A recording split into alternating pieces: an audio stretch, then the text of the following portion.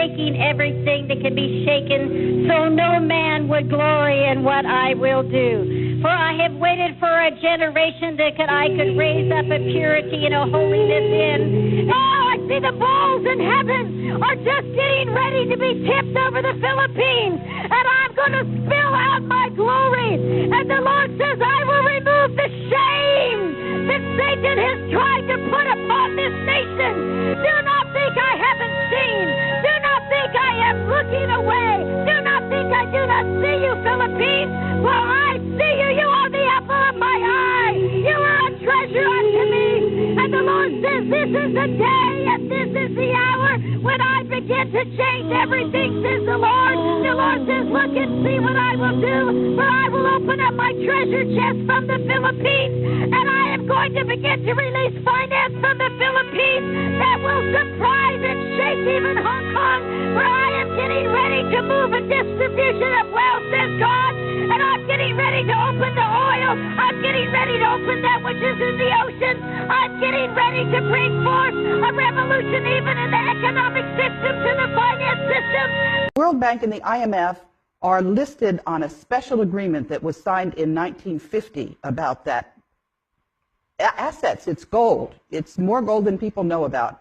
It's over 1 million metric tons of gold. And the World Bank and the IMF have a special role to play, making sure that that money is spent to the benefit of humanity. So where's the gold? A lot of people, some people believe that the gold in Fort Knox has disappeared. That's been in question for many years. Congressmen have attempted to get an audit of the gold in Fort Knox. So 1 million metric tons of gold is not something you can just hide. Where would you say that that gold is being stored? 400,000 metric tons are in the Central Bank of the Philippines.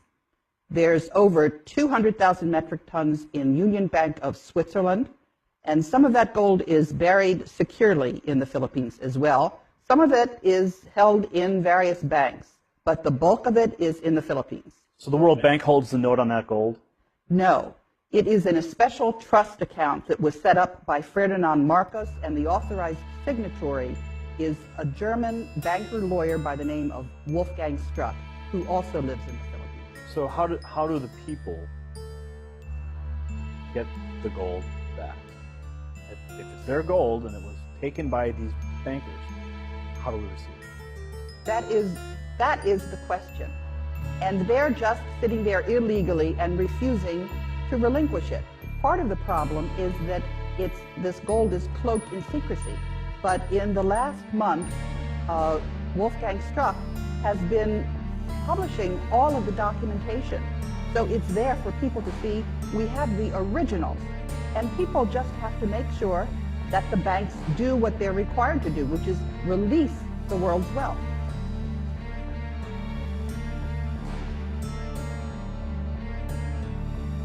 Contact Phoenix Journal Review. Independent confirmation of the Philippines gold.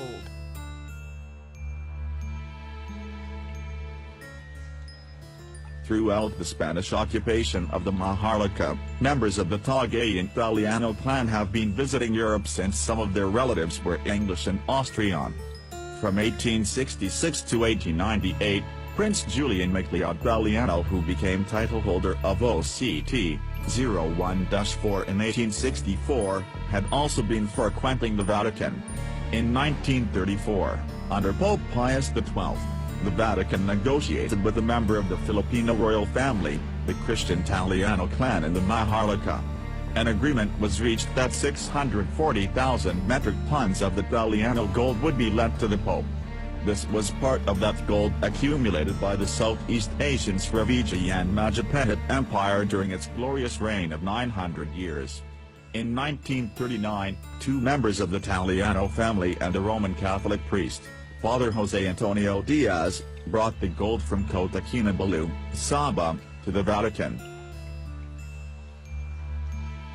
After doing this, Father Diaz went back to the Maharlika and resided in Cabanatuan City. After World War II, he facilitated the safe return of the 640,000 metric tons of gold from the Vatican to the Maharlika.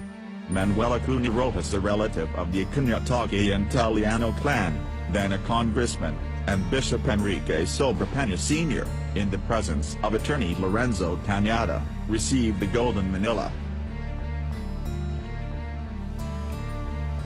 Having gained the trust and confidence of Father Diaz, the Taliano clan made him the main negotiator and trustee of their gold. Father Diaz, in turn, hired the services of attorney Ferdinand Marcos, then a highly recommended brilliant young lawyer having attained notoriety when he successfully defended himself in the Nalundasan case in 1939. The Taliano clan paid commission to Father Diaz and attorney Marcos in gold, 30% from the principal of 640,000 metric tons. In 1949, the two richest men in the world were Father Jose Antonio Diaz and attorney Ferdinand Marcos. Between the two of them, they legitimately earned and owned 192,000 metric tons of gold. Ferdinand Marcos withdrew their share of the gold from the central bank and minted it, RPCB. Sometime later, Father Diaz and Marcos brought their gold to Switzerland, in the Swiss Bank Corporation in Zurich. The remaining 400,000 metric tons of Taliano gold is in the third-floor basement of the central bank minting plant in East Avenue, Quezon City.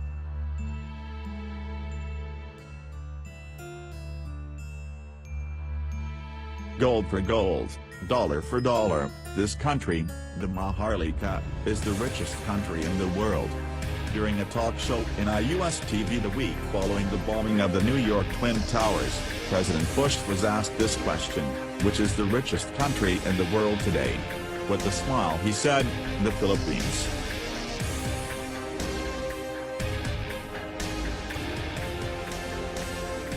On April 9, 1973, Marcos said, "My earthly goods have been placed in the custody and for the disposition of the Marcos Foundation, dedicated to the welfare of the Filipino people."